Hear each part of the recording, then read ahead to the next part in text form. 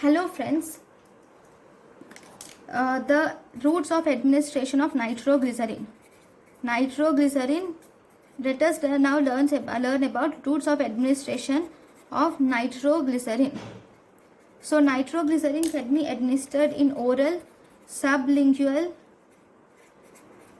and intravenous.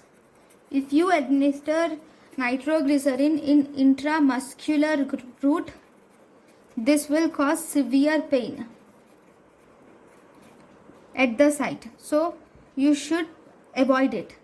And even sublingual and intravenous will cause acute side effects, so this is most preferred.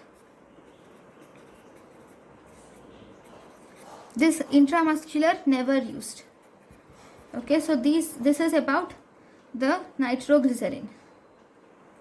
Then thank you for watching.